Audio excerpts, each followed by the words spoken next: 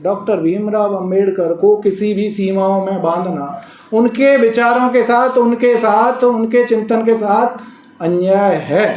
The great Ambedkar की बात करते हैं हम, जो ज्ञान की गंगा बहाने वाले व्यक्ति थे वो थे बाबा साहेब डॉक्टर भीमराव अंबेडकर, जो सिंबल ऑफ नॉलेज के रूप में दुनिया में जाने जाते हैं, जो साइंटिफिक अप्रोच रखते हैं, जो मानवतावादी दृष्टिकोण रखते हैं। ऐसे व्यक्ति के बारे में पुस्तक को लिखें और उसका टाइटल दें द ग्रेट अंबेडकर, तो निश्चित रूप से ये डॉक्टर बाबूलाल जी की ग्रेटनेस है। उनकी बहुत सारी पुस्तकें प्रकाशित हुई, लेकिन कुछ मैं आपको बताना चाहूँगा कि दलितों के मसीहा डॉक्टर अंबेडकर की जीवनी पर उन्होंने 1991 में पुस्तक प्रकाशित की। कहानी संग्रह भी उन्होंने समाज दर्पण 1990 में प्रकाशित हुआ उनका। डॉक्टर अंबेडकर मिशन एक अग्निपथ 1992 में लगातार लिखते रहे बाबूलाल जी बहुत सारी, और 7 समुद्र पार इंग्लैंड यात्रा संस्मरण 2009 में देखिए किस तरह के बाबूलाल जी थे।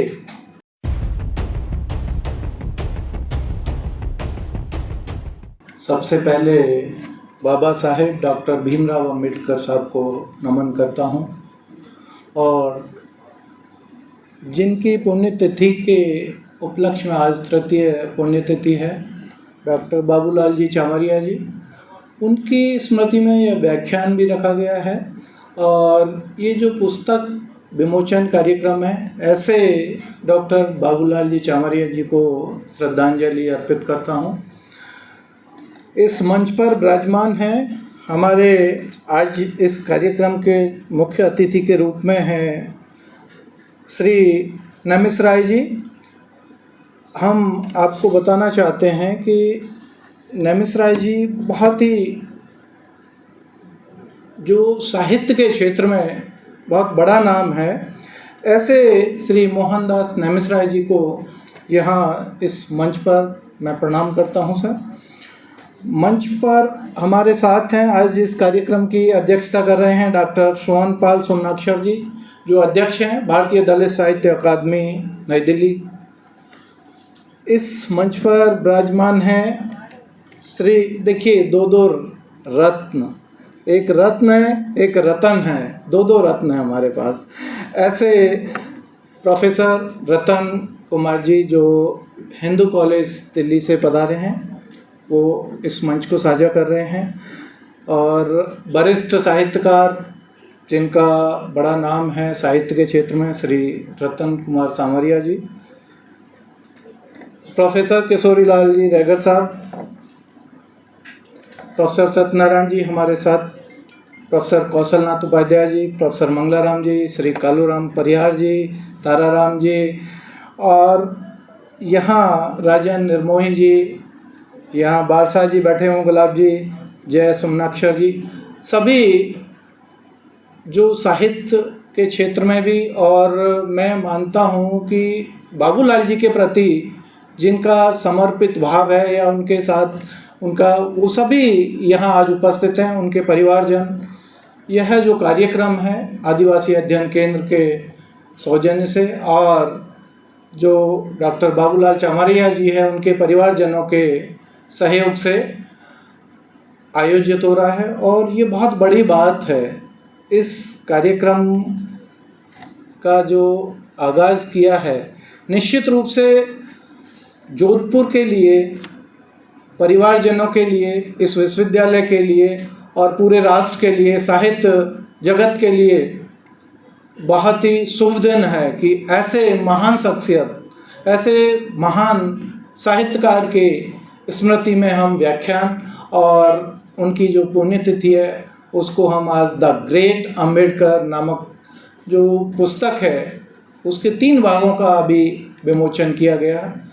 तो ऐसे शख्सियत के बारे में मैं अपनी बात 3 भागों में करना चाहूँगा। पहले बाबूलाल जी के बारे में थोड़ा सा, क्योंकि बाबूलाल जी के बारे में अभी बहुत कुछ बताया गया है, रैगर साहब ने भी बताया, चूँकि रैगर साहब के साथ उन्होंने PhD किया और अभी वीडियो यहाँ LED में भी ये सब दिखाया गया कि उन्होंने किस किस तरह के काम किए। और बाबूलाल जी के साथ मैं भी बहुत घनिष्ठता के साथ जुड़ा रहा। कई बार जब उनके घर कई कार्यक्रम रखे गए, नैमिष राय जी के साथ भी मैं मुल्ला सुमनाक्षर जी के साथ भी हमारी मुलाकात वहीं हुई, बाबूलाल जी के माध्यम से ही होती थी। और इस सभागार में भी उपस्थित हैं और वो बहुत लोग ऐसे हैं जो यहाँ नहीं जुड़ पाए, आज बहुत सारे कारण हैं।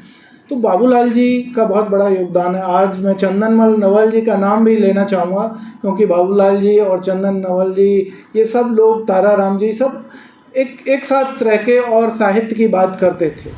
तो ऐसे शख्सियत के बारे में हम कोई कार्यक्रम करके निश्चित रूप से हम उनको सच्ची श्रद्धांजलि देने का काम कर रहे हैं। तो मैं बाबूलाल जी के बारे में पहले थोड़ा सा बता दूं, फिर मैं उनकी जो पुस्तकें, चूँकि पुस्तक तो अभी विमोचन हुआ है और पुस्तकें हमारे हाथ में भी नहीं थी, लेकिन उसके बाद भी मैं थोड़ा पुस्तकों के बारे में भी बताना चाहूँगा और फिर मैं अपनी बात भी कहना चाहूँगा। 3 भाग में अपनी बात कहूँगा और 15 मिनट का टाइम है, तो उसी समय अवधि में आपके सामने रखूँगा।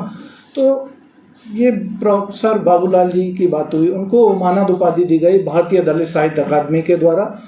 हमारे साथ डॉक्टर सुमनाक्षर जी यहाँ हैं और मैं कहता हूँ, अभी रैगर साहब ने तो ये बात कह ही दी थी कि यहाँ बहुत सारे प्रोफेसर हैं।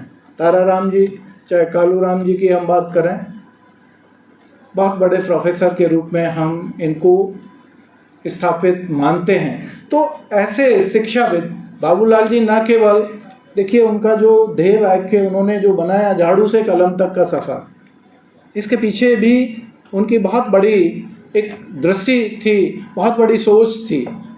जब एक व्यक्ति सफाई कर्मी से लेकर के और यहाँ तक का सफ़र कर सकता है, जो न केवल साहित्य के क्षेत्र में, बल्कि मैं आपको बता दूँ वो एक बहुत बड़े शिक्षाविद, साहित्यकार, लेखक, समीक्षक, यहाँ तक कि उनकी एक कविता संग्रह भी प्रकाशित हुआ, कवि हृदय, अनुसंधान करता, शोधार्थी के रूप में वो बहुत सफल कहे जा सकते हैं। प्रशासक के रूप में, क्योंकि उनका जो नगर निगम में कार्य क्षेत्र था, वहाँ भी उन्होंने प्रशासनिक कार्य किया। पत्रकार के रूप में भी उन्होंने बहुत सारी पत्रिकाओं के साथ जुड़े रहे।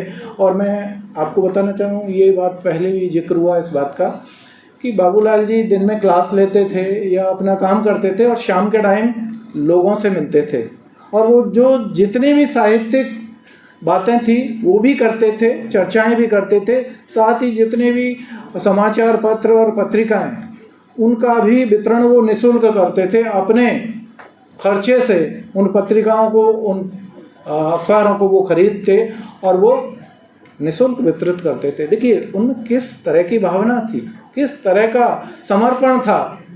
तो ऐसे व्यक्ति के लिए वो एक चिंतक के रूप में, और उन्होंने संपादन भी किया है, तो हर क्षेत्र में उन्होंने काम किया। और हिंदी साहित्य की बात करें, दलित साहित्य की बात करें, लगभग उन्होंने प्रत्येक विधा में अपनी भूमिका को उपस्थिति दर्ज की। तो ऐसे बाबूलाल जी के बारे में आज ये कार्यक्रम निश्चित रूप से हम सबको गौरवान्वित कर रहा है।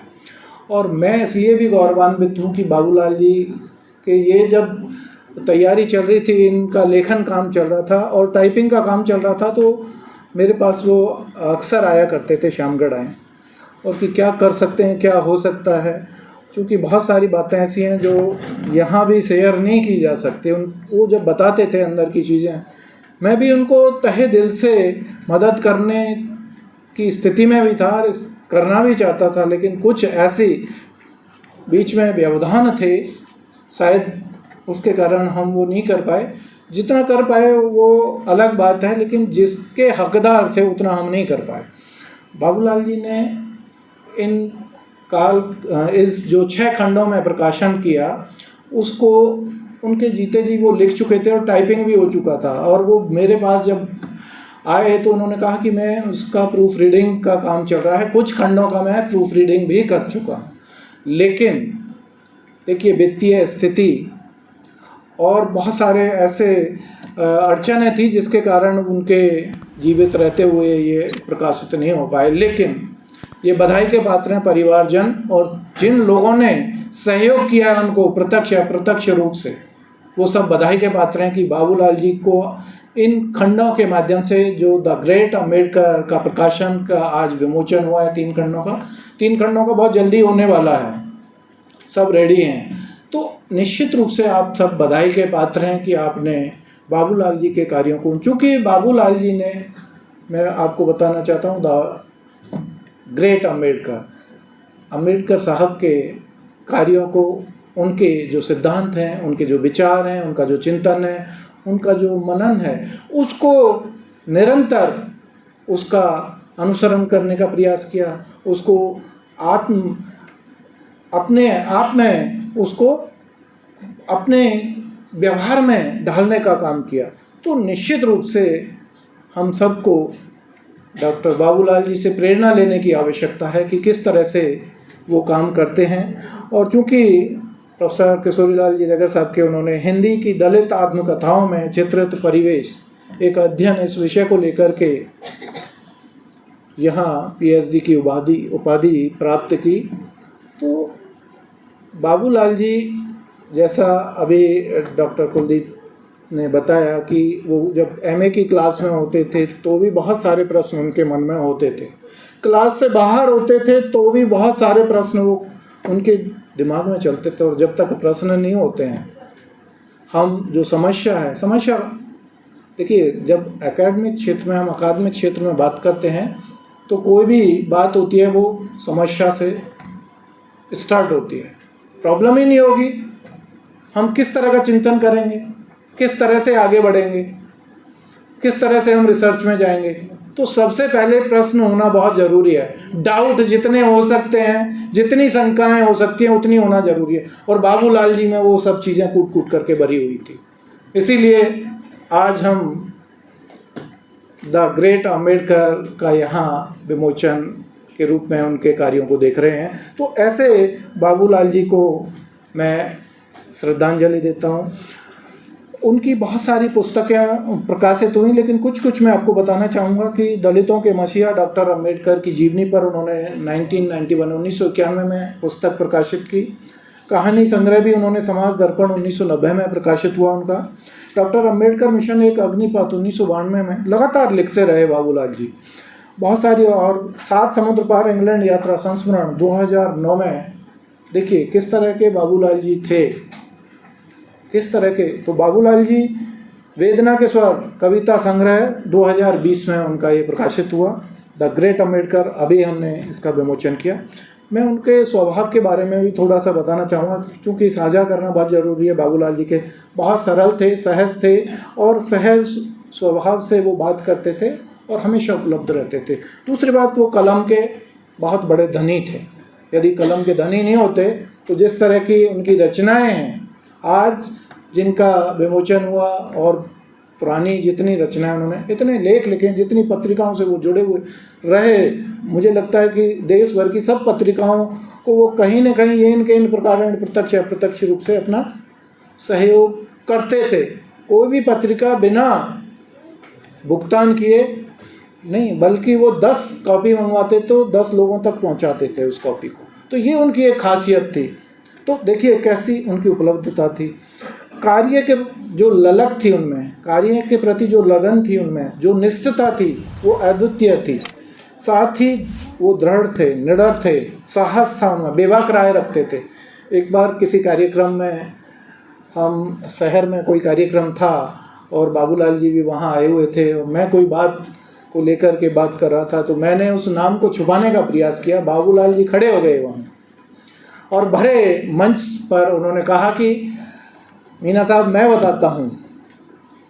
तो कितने निडर स्पष्टवादी थे, सोच नहीं सकते। स्पष्ट बात को, धैर्यवान थे, सहनशील थे, तो क्या गुण नहीं थे, अनुशासन प्रिय थे, बहुत सारे गुणों को समाये हुए थे। और जो विभिन्न प्रकार के मुद्दे थे, समसामयिक मुद्दे थे, उन पर भी वो चर्चा करते रहते थे। और निरंतर लेख आलेख, और आकाशवाणी से भी उनका प्रसारण होता, अखबारों में भी बहुत सारे।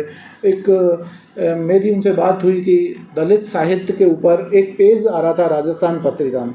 तो मैंने एक ही बार फ़ोन किया बाबूलाल जी को। मैंने कि सर, राजस्थान पत्रिका से मेरे पास कॉल आ रहा है कि कौन ऐसा व्यक्ति है जोधपुर में जो, तो मैंने उनको 2-3 नाम बताए। मैंने बाबूलाल जी का पहला नाम बाबूलाल जी से आप संपर्क करेंगे तो निश्चित रूप से बाबूलाल जी का भी, तो बाबूलाल जी में वो क्षमताएं थी कि वो काम करने में और हमने अभी कहा कि वो विमर्श के सभी विमर्शों में उन्होंने काम किया। केवल हम उनको कहें कि दलित साहित्य तक ही, हिंदी साहित्य में भी उनका बहुत बड़ा कंट्रीब्यूशन है।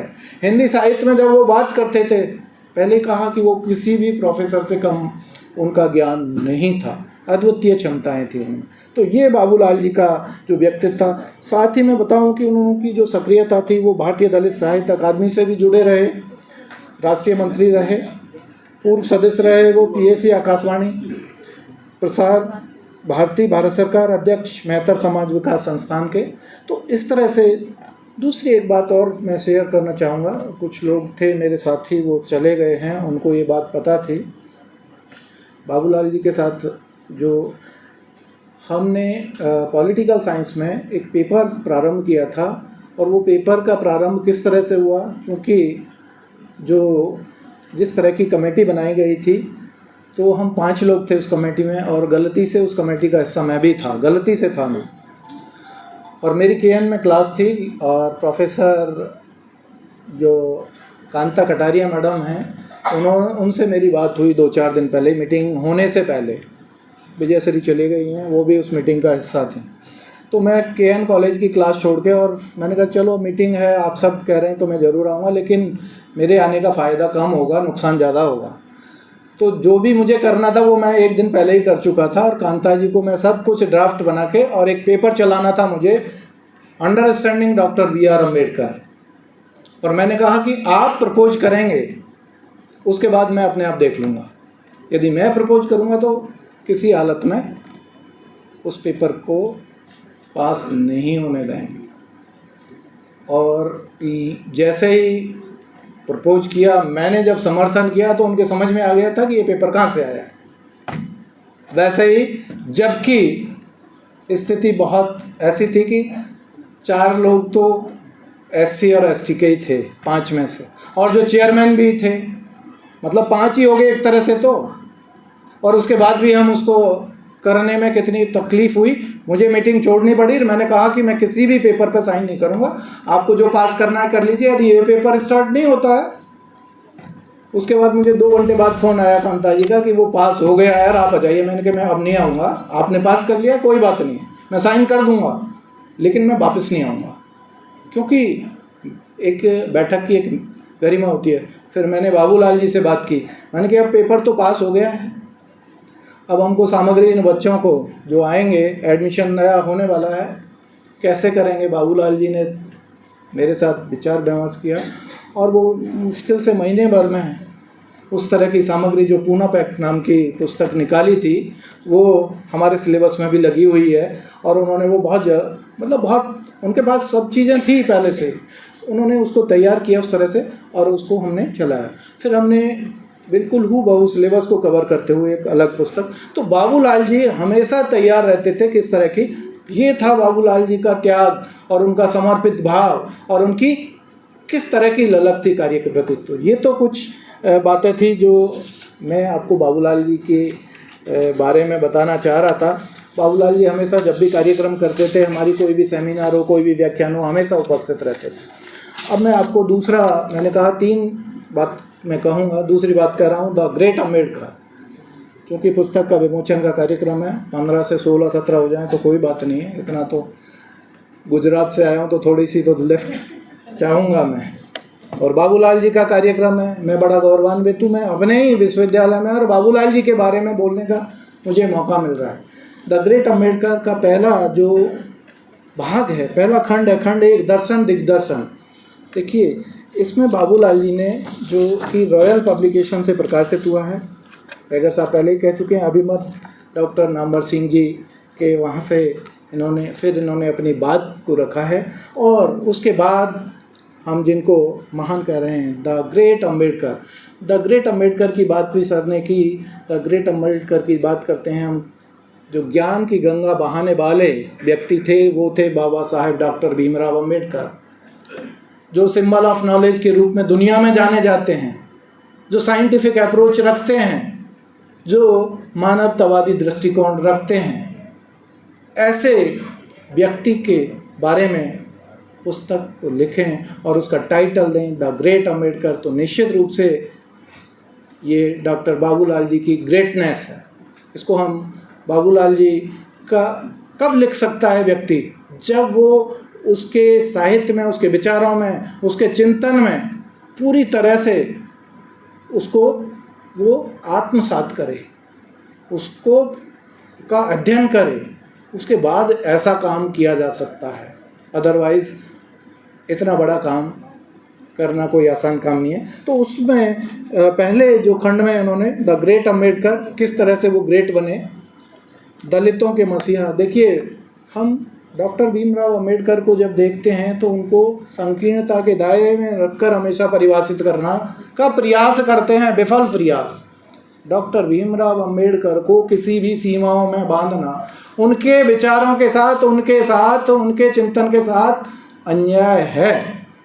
उनका, मैंने अभी बताया कि साइंटिफिक अप्रोच रखते थे, मानवतावादी दृष्टिकोण में कौन बच गया? अंतर्राष्ट्रीयवाद का जो दृष्टिकोण की बात करते हैं, ऐसी जो दृष्टि रखें, ऐसा जिनकी सोच हो, ऐसा जिनका चिंतन हो, ऐसे व्यक्ति को द ग्रेट अम्बेडकर ना कहें तो कितनी डिग्रियां उनके पास थी, कितना क्या नहीं था उनके, कितनी मेहनत की उन्होंने, किस मेहनत से।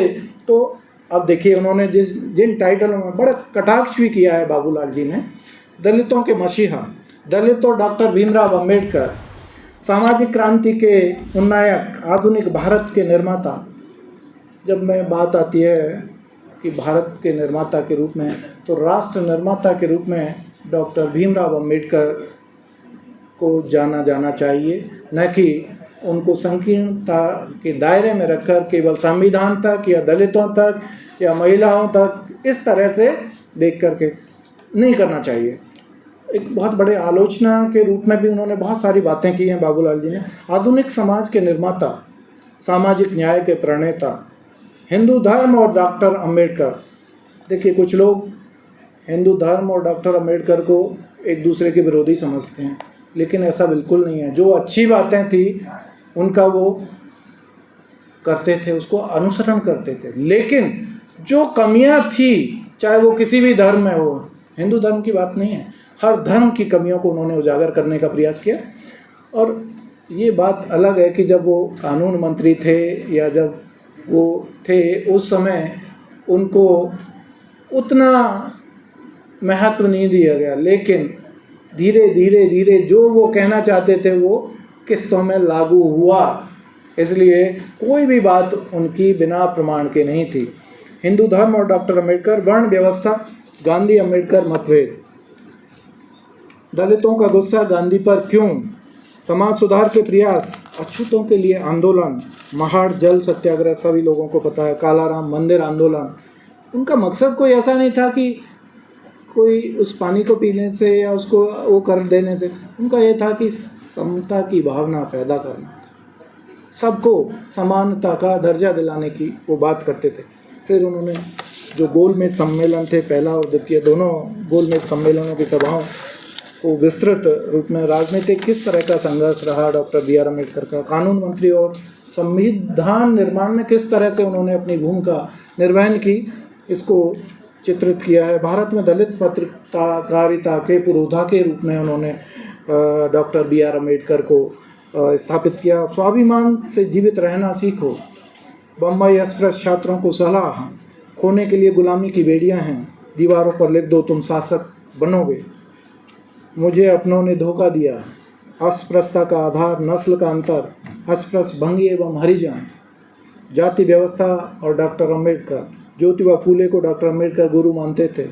डॉक्टर अम्बेडकर और जोगेंद्रनाथ मंडल, मैं शांति चाहता हूँ, बौद्ध धर्म ग्रहण, महाप्रस्थान और अंत्येष्टि, अम्बेडकर मिशन एक अग्निपथ, अम्बेडकर मिशन खांडे की धार, त्रय सिद्धांत, डॉक्टर अम्बेडकर का सपना कब होगा पूरा, डॉक्टर अम्बेडकर के आलोचक, बहुआयामी व्यक्तित्व एवं कृतित्व, मॉडलेमेंटो सुधार। तो ये जो मैं आपको बता रहा था, इन चैप्टरों के माध्यम से इन्होंने लगभग 500 पेज के आसपास ये पहला खंड प्रस्तुत किया है, जिसके लिए बधाई के पात्र हैं।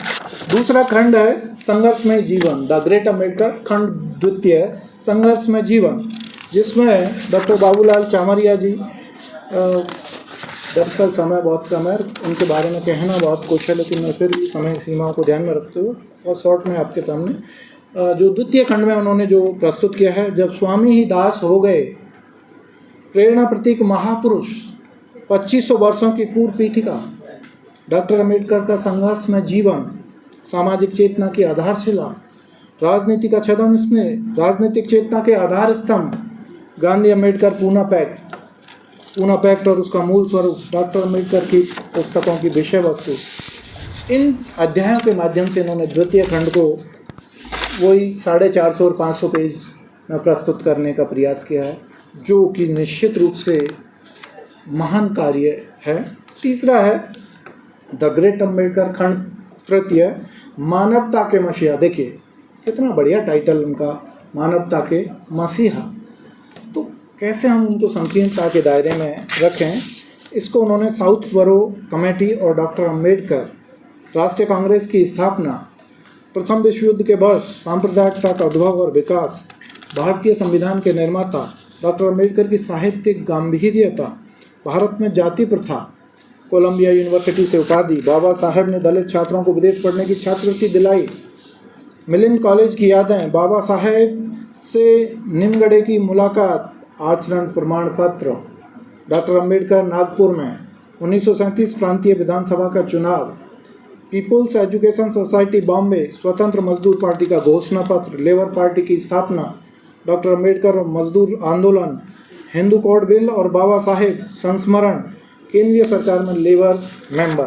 तो ये 3 खंडों का विमोचन जो किया गया है इन अध्यायों के माध्यम से, लगभग वही 400 से 500 पेज में इन्होंने तीनों खंडों को 500 पेज के आसपास प्रस्तुत किया है। कुल मिला के हम 6 खंड को देख रहे हैं तो लगभग 4000 के आसपास पृष्ठों में, ये कोई छोटा काम नहीं है, ये बहुत ही महान काम। द ग्रेट बाबूलाल चामरिया जी, मैं तो कहूँगा इस काम के लिए उनको द ग्रेट, निश्चित रूप से वो इसके हकदार हैं। अब